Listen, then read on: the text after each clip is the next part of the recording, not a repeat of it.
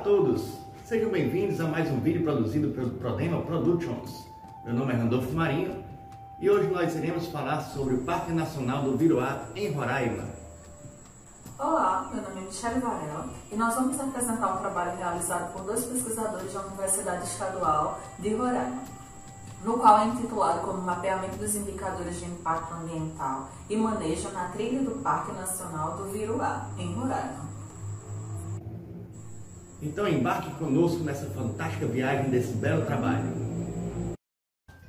Boa tarde, pessoal. Meu nome é Randolfo Marinho e hoje nós vamos ver um trabalho de dois pesquisadores da Universidade Estadual de Roraima, baseado no mapeamento dos indicadores de impacto ambiental e manejo na trilha do Parque Nacional do Viroá, em Roraima. O Parque Nacional do Viroá ele está localizado no estado de Roraima e se caracteriza como uma unidade de conservação e proteção integral. O parque ele possui atributos geográficos e ecológicos que lhe conferem uma vocação especial para a visitação e turismo da Amazônia, destacando-se pela diversidade da fauna e da flora e pelo extenso mosaico de vegetação de campinaramas. Esse estudo ele visou a identificação e a mensuração de indicadores de impacto ambiental que pudessem ser utilizados para avaliar e monitorar os impactos resultantes da ação antrópica na trilha.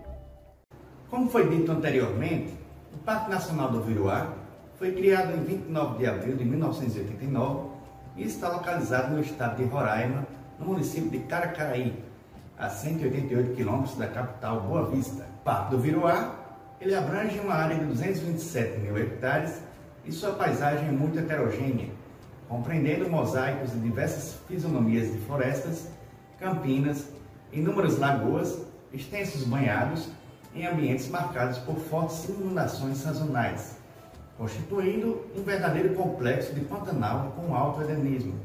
No estado de Roraima, os segmentos do turismo ligados aos recursos naturais são os que mais se destacam.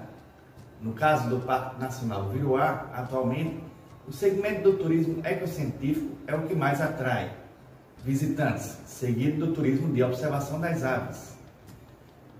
Ambos os segmentos caracterizam-se por um turismo alternativo, ou seja, que é realizado por grupos pequenos, indivíduos preocupados com questões ambientais e socioculturais e aqueles que buscam conhecer locais pouco visitados. Os impactos decorrentes dessas visitações podem ser verificados no solo, nas águas, na flora e na fauna.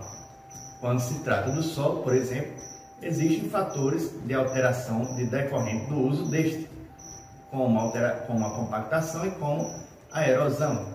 Há também o efeito mecânico direto que provoca a exposição das raízes das árvores e que as torna vulneráveis à doença e até a quedas e a diminuição da capacidade de retenção das águas. Outros impactos também podem estar associados à vegetação, como por exemplo a diminuição da cobertura vegetal, a mudança na diversidade de espécies e o impacto sobre as árvores que ficam mais próximas a trilhas, as quais podem sofrer quebra de galhos e inscrições.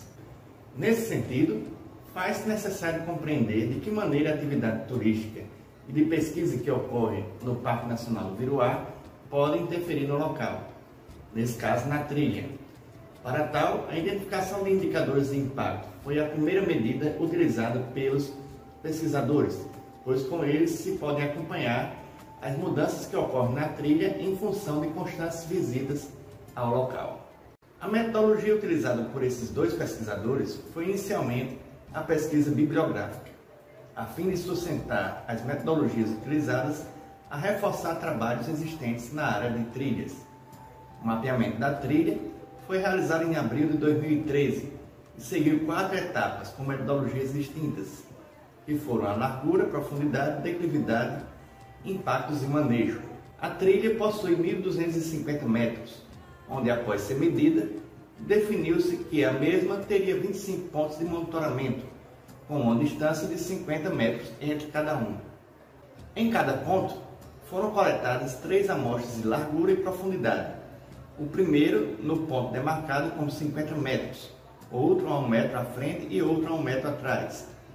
Para a medição da profundidade, foi considerada uma diferença de altura, em centímetros, entre o ponto mais baixo e o ponto mais alto do leito da trilha, Para isso foi fixada transversalmente à trilha uma vareta de metal e desde com a régua foi medida a distância até o ponto mais profundo do leito da trilha. Todos esses dados foram anotados em uma ficha de campo, onde nela foi possível identificar os pontos com maior impacto. A coleta de dados de declividade foi realizada através de um clinômetro, onde um primeiro pesquisador se posicionava no início da trilha e um segundo, com a vareta de referência, caminhava até a distância máxima que poderia ser visto. Para avaliar os impactos na trilha, decorrentes do uso público e as técnicas de manejo necessárias para a redução desses impactos e avaliar quais as estruturas facilitadoras necessárias à visitação, foi elaborado um instrumento baseado na literatura específica, onde os parâmetros de impacto avaliados foram danos aos recursos naturais, danos à infraestrutura, número de trilhas não oficiais, falta de manutenção nas canaletas, erosão, presença de lixo e locais com necessidade de manejo. Com relação aos resultados e métodos, a trilha estudada é considerada linear, pois o participante da trilha sai um caminho e volta para um ponto de partida pelo mesmo caminho. O parque possui um plano ondulatório, não apresenta grandes dificuldades para a locomoção no mesmo.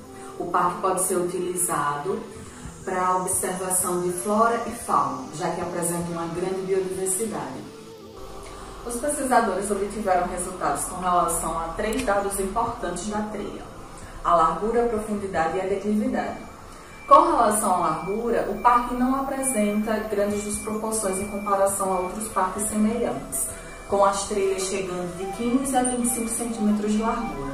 Ainda assim, algumas áreas das trilhas apresentam uma largura acima da média. Com relação à profundidade, as trilhas apresentam uma profundidade que pode variar de 4 até 10 centímetros, com a média de 6,32 centímetros. A importância de analisar a profundidade da trilha é para analisar o nível de compactação do solo.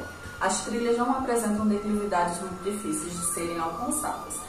Em média, algumas áreas das trilhas apresentam declividade acima de 15%. Para analisar os possíveis impactos causados a essas trilhas, foi confeccionado um mapa da região.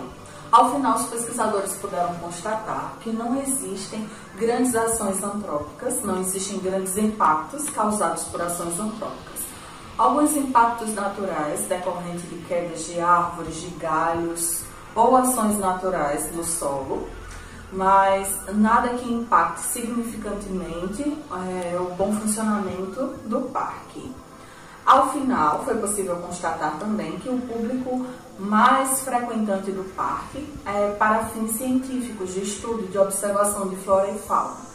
Ao final, os pesquisadores sugeriram alguns planos de manejo para serem realizados no parque, como a colocação de escadas em algumas partes com maior declividade nessas trilhas e também a colocação de placas de informações importantes para os visitantes.